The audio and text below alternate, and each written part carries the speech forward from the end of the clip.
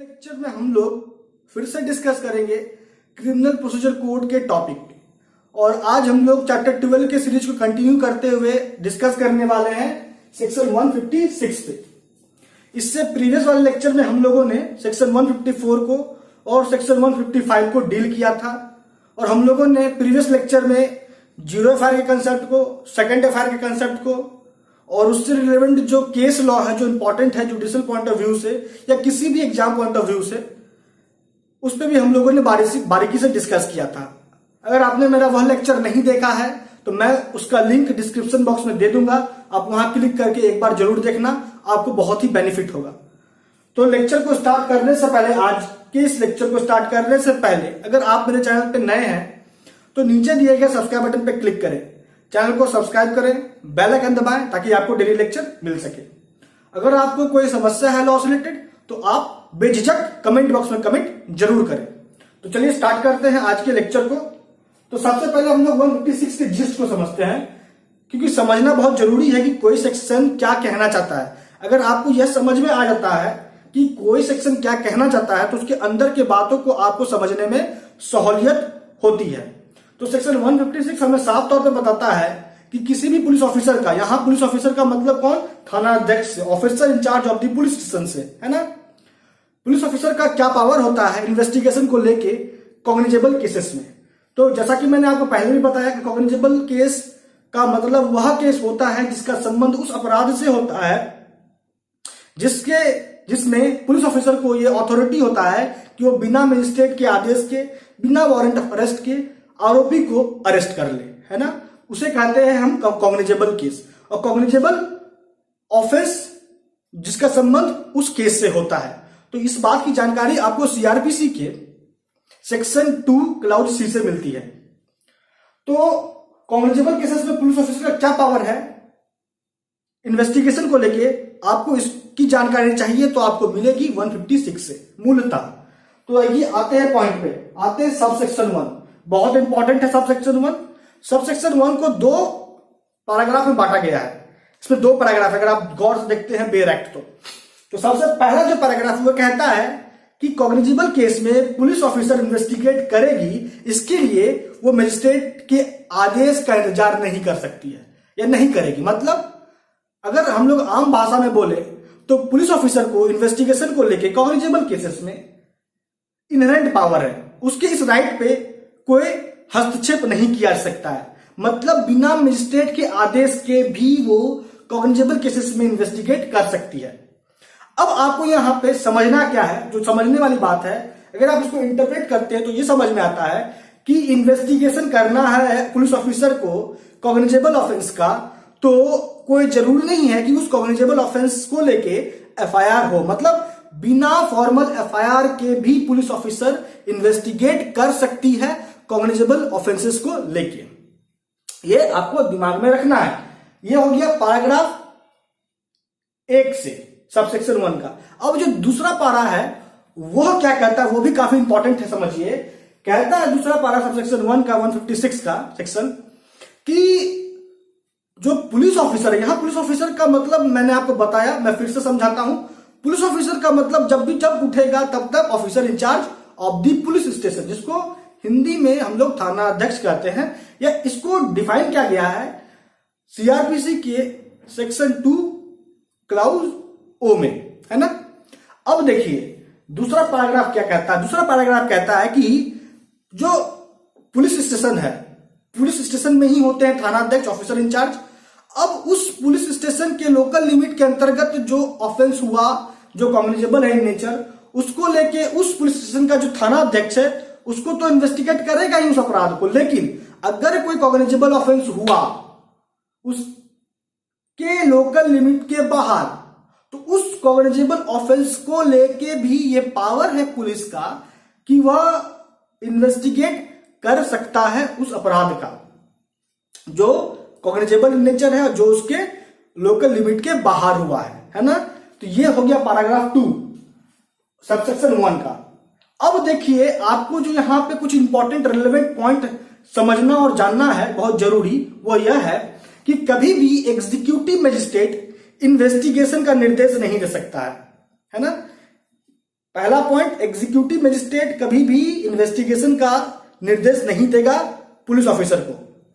और जो दूसरा पॉइंट है जो इंपॉर्टेंट है कि अगर यहां पे पुलिस ऑफिसर इन्वेस्टिगेट कर रहा है तो उस इन्वेस्टिगेशन को रोकने के संबंध में मजिस्ट्रेट आदेश नहीं दे सकता है। लेकिन अगर तीसरा पॉइंट, पुलिस ऑफिसर इन्वेस्टिगेट नहीं कर रहा है तो फिर यहां पे मजिस्ट्रेट इन्वेस्टिगेशन के संबंध में आदेश दे सकता है पुलिस ऑफिसर को कि आप इन्वेस्टिगेशन शुरू करो अपराध को लेके जो कॉग्निजेबल इन नेचर है। तो इतनी सारी बातों की जानकारी आपको मिली सबसेक्शन 1 से, है ना। काफी इंटरेस्टिंग और बहुत सारा रिलेवेंट पॉइंट जो आपको मूलतः अगर आमतौर पे आप सबसेक्शन 1 को देखें तो समझ में नहीं आएगा। अब आते हैं, आगे बढ़ते हैं, सबसेक्शन 2 पे आते हैं। देखिए, अगर मैं चाहूं ना तो मैं आपको एक ही वीडियो में बहुत सारे सेक्शन को डील कर सकता हूं, लेकिन बहुत सारे सेक्शन को डील करने में जो समस्या होता है वो यह होता है कि आप हर सेक्शन के हर बात को नहीं बता सकते हो, जिससे होता क्या है, अधूरा ज्ञान कोई काम का नहीं होता है। मैं चाहता हूं कि आपको हर एक सेक्शन का, चाहे वो सीआरपीसी का हो, इंडियन पेनल कोड का हो, आपको हर एक सेक्शन का हर एक बात पता हो, ताकि आप कभी भी किसी के सामने उस टॉपिक पे अगर डिस्कस करें, उस सेक्शन पे डिस्कस करें, तो आपसे उससे रिलेटेड कोई भी पॉइंट छूटे नहीं और आपका बेस मजबूत हो। अगर आप एक चीज को समझ ले तरीके से तो आपको उसको बार बार पढ़ने की कोई आवश्यकता नहीं है ना। यही उद्देश्य होता है मेरा लेक्चर का। तो आइए पॉइंट पे आते हैं, सबसेक्शन 2 का बात करते हैं। सबसेक्शन 2 क्या कर रहा है 156 का कि इन्वेस्टिगेशन के दरमियान, या इन्वेस्टिगेशन किस अपराध को लेके, कॉग्निजेबल ऑफेंस को लेके, कॉग्निजेबल ऑफेंस को लेके इन्वेस्टिगेशन पुलिस ऑफिसर ने किया, उस इन्वेस्टिगेशन में जो भी प्रोसीडिंग पुलिस ऑफिसर के द्वारा चलाया गया, जो भी प्रक्रिया पालन की गई पुलिस ऑफिसर के द्वारा इन्वेस्टिगेशन में कॉग्निजेबल ऑफेंस को लेके, तो उसके किए गए काम पे कोई सवाल नहीं उठाया जा सकता है किसी भी स्टेज पे, चाहे वो इंक्वायरी का स्टेज हो, चाहे वो ट्रायल का स्टेज हो, या जजमेंट पास होने से पहले, प्रोनाउंस होने से पहले, किसी भी स्टेज पे आप पुलिस ऑफिसर के द्वारा किए गए कार्य पे, इन्वेस्टिगेशन के संबंध में किए गए कार्य पे, कॉग्निजेबल ऑफेंस को लेके आप उसके किए गए कार्य पे सवाल नहीं उठा सकते हैं, इस ग्राउंड पे कि उस पुलिस ऑफिसर को यह पावर ही नहीं था कि वह उस अपराध का, उस केस का इन्वेस्टिगेशन कर सके। तो इस बात की जानकारी आपको मिली सबसेक्शन 2 से। अब सबसेक्शन 3 देखने में छोटा है लेकिन बहुत इंपॉर्टेंट पॉइंट है इसमें, और बड़े ध्यान से सुनिए इसको, बहुत इंपॉर्टेंट है अगर इसको इंटरप्रेट करते हैं तो। देखिए, अब देखिए जो सबसेक्शन 3 है वो क्या कहता है। सबसेक्शन 3 कह रहा है कि यहां मजिस्ट्रेट जो है कॉग्निजेबल ऑफेंस के इन्वेस्टिगेशन का ऑर्डर बिना कॉग्निजेंस लिए ही कर सकती है पास।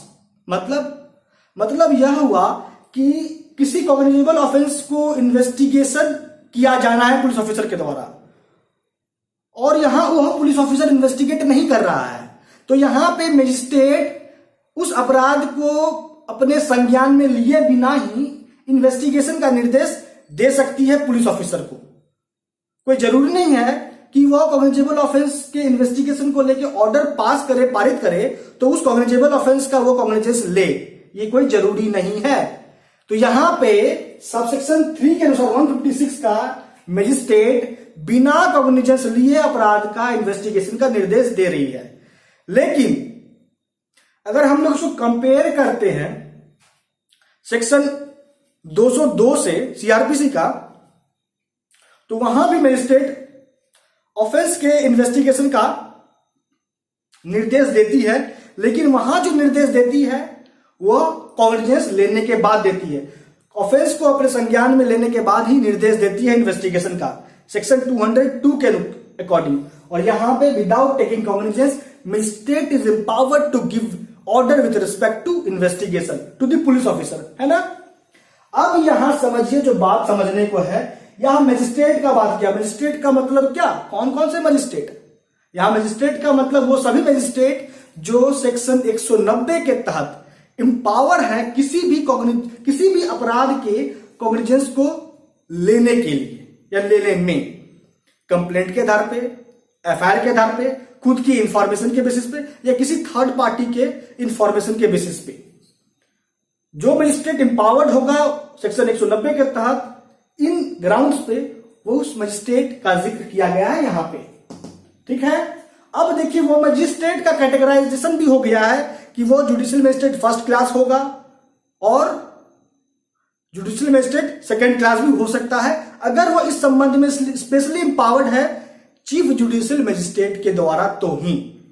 तो इतनी सारी बातों की जानकारी आपको सबसेक्शन 3 से मिलती है।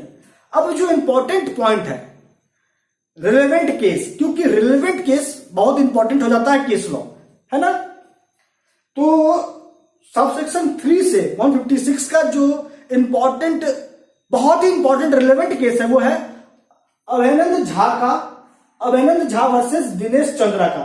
आप ये राइट डाउन करो, बहुत इंपॉर्टेंट है। जब भी बात उठेगा कि मजिस्ट्रेट बिना कॉग्निजेंस लिए अपराध का इन्वेस्टिगेशन का निर्देश दे सकती है, तो आपको इस केस को जरूर लिखना है। मैं फिर से रिपीट करता हूं, आपको दिख नहीं रहा है, अभयानंद झा वर्सेस दिनेश चंद्रा, ये इंपॉर्टेंट केस है सबसेक्शन 3 को लेके 156 का। तो दोस्तों लेक्चर को हम लोग कंक्लूड करते हैं।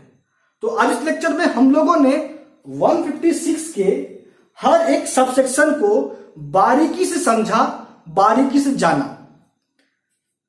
तो दोस्तों आज इस लेक्चर में इतना ही। आपका अब तक हमारे साथ बने रहने के लिए बहुत बहुत धन्यवाद।